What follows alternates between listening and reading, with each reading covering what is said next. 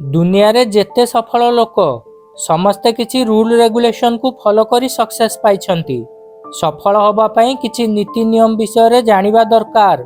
सफलतार नियम को न बुझी केवल काम कले किछि हबनी, किछि मिलिबनी, समय नष्ट होई जिवो।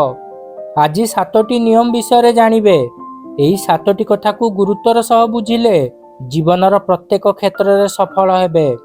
नंबर 1 डिजायर इच्छा। इच्छा थिले उपाय आपे आपे आसे।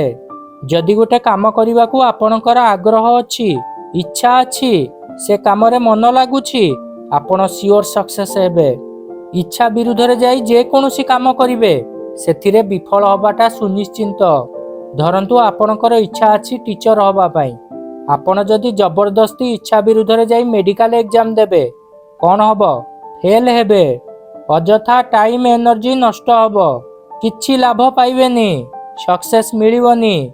तेणु जो काम रे इच्छा अच्छी, मन लगुछि, आगे चलंतु, सियोर सक्सेस हेबे। नंबर 2 फेथ विश्वास। खाली इच्छा थिले हबनी, विश्वास रहिबा दरकार। जदि आपणक पाखरे गोटे दृढ़ आत्मविश्वास अच्छी, आपण जीति जिबे। आपण जे कोनोसी काम करंतु, जदि मन भितरे द्वंद्व रखिकी काम करिवे सक्सेस पाइबेनी। निरंतर चेष्टा सहित आत्मविश्वास रखिले सफल हेबे।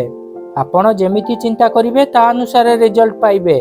पॉजिटिव माइंड रे आत्मविश्वासर सह जहा करिवे सफल हेबे। तेणु विश्वासर सह सबु काम करंतु। निज दक्षता क्षमता उपरे विश्वास रखंतु, सियोर सक्सेस पाइबे। Number 3 small target. छोट लक्ष्य को हासिल करि पारले बड़ लक्ष्य को हासिल करिवा पई विश्वास बढ़ी जिवो। सफलतार नियम कहूची प्रथमे छोटरू आरंभ करिवे। धरंतु आपण टार्गेट कले प्रतिदिन 2 किलोमीटर दौड़िबे। जदि हठात 2 किलोमीटर दौड़िबा आरंभ करिदेबे, दिने 2 दिन पर थकी जिबे, मन लागिबनी, जीवाकू इच्छा हबनी।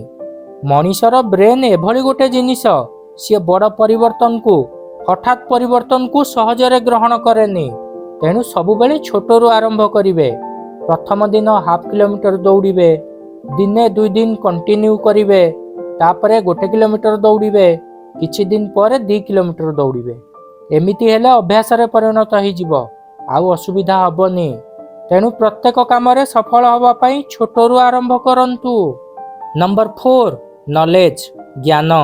Knowledge is the power.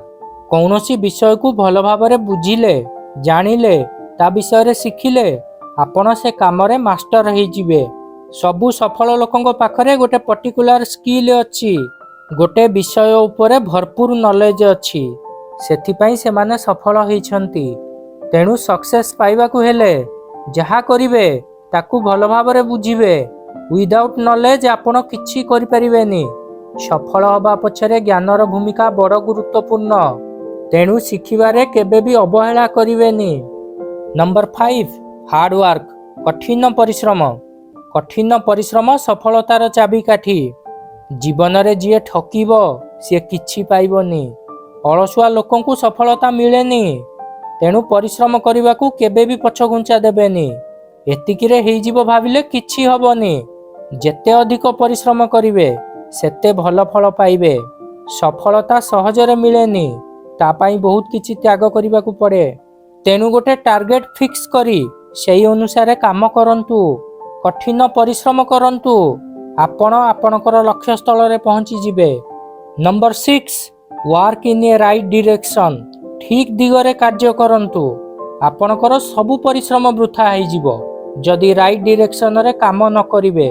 धरंतु आपण लक्ष्य रखिले गोटे भल इंजीनियर हेबे, किंतु गोटे इंजीनियर हबा पई जहा करिबा कथा आपण से सबु किछि कलेनी। आपण अधिकांश समय मूवी देखिले, जिम गले, एक्टिंग विषय रे डिस्कशन कले। माने गोटे एक्टर हवा पई जहा जहा दरकार से सबु काम रे आपण आपणकर टाइम देले। अच्छा एबे कुहंतु आपण गोटे भल इंजीनियर केमिति हेबे? आपणकर लक्ष्य गोटे आड़े, काम गोटे आड़े। तेणु सबु बेले राइट डायरेक्शन रे परिश्रम करिवे, नहले सक्सेस मिलिबनी। Number 7 accept failure. विफलता को ग्रहण करिबा। आपण सेतेबेले सफल हेबे जदि विफलता को सफलतार अंश भाबिबे। ବେଳେବେଳେ ବହୁତ ପରିଶ୍ରମ କଲା ପରେ ବି ଲୋକ ବିଫଳ ହୁଅନ୍ତି। ଯଦି ସେଇ ଜାଗାରେ ନଇଁ ଯିବେ, ଭାଙ୍ଗିଯିବେ, ହାର ମାନିଯିବେ, ଆଉ ଉପରକୁ ଉଠି ପାରିବେନି। Failure is the part of success. ଏଇ ଜିନିଷକୁ ବୁଝିବାକୁ ପଡ଼ିବ। ସଫଳ ରାସ୍ତାରେ ବିଫଳତା ଆସିବ। ସେଇଠି ଅଟକି ଗଲେ କିଛି ପାଇବେନି। ଯଦି କ'ଣ ପାଇଁ ବିଫଳ ହେଲେ ସେ ବିଷୟରେ ବୁଝିବେ, ଜାଣିବେ, ତାକୁ ସୁଧାରିବେ, ତାହେଲେ ଯାଇ ସଫଳ ହେବେ।